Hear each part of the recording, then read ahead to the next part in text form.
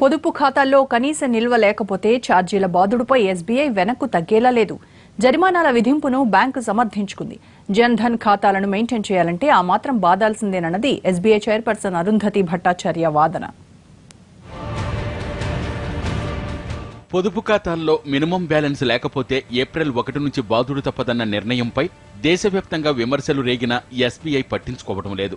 ఈ నిర్ణయంపై పునరాలోచించాలని కేంద్రం ఎస్బీఐకి లేఖ రాసినట్లుగా చెబుతున్నా అలాంటి సమాచారం తమకేమీ అందలేదని బ్యాంకు ప్రకటించింది.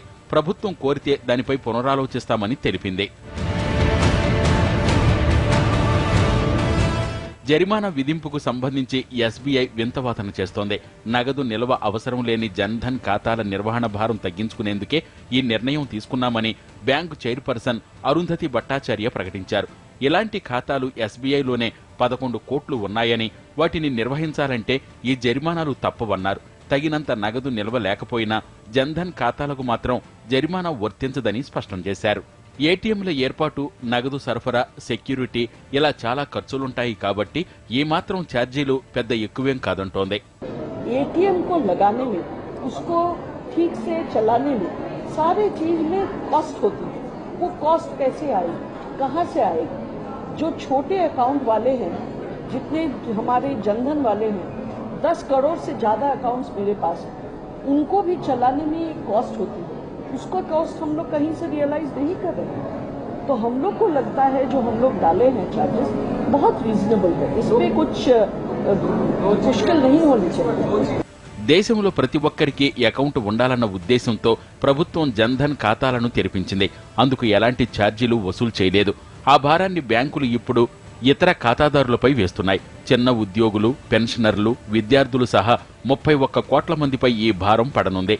ఈ ఛార్జీలు గతంలో ఉన్నవేనని 2012లో రద్దు చేశామని ఎస్బీఐ అంటోంది. అయినా ఇతర బ్యాంకులతో పోల్చితే తమ దగ్గరే ఛార్జీలు తక్కువన్నది ఎస్బీఐ వాదన.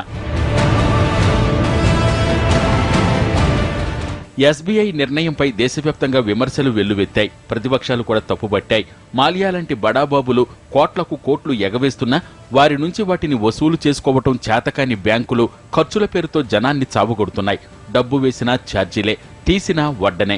ఇక ఛార్జీల పెంపుపై ఎస్బీఐ చేస్తున్న వాదన మరీ అసంబద్ధంగా ఉంది. ఒకరి ఖాతాలు నిర్వహించడానికి భారం పడుతోందని మరొకరిని బాధేస్తామనడమే విచిత్రంగా ఉంది.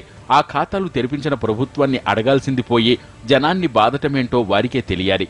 పైగా చాలా ఖాతాల్లో కనీసం 5,000 నిల్వ ఉంటోందని, అలాంటి వారు భయపడాల్సిన పనిలేదని బ్యాంకు చేస్తున్న వాదనను ఖాతాదారులు ఖండిస్తున్నారు.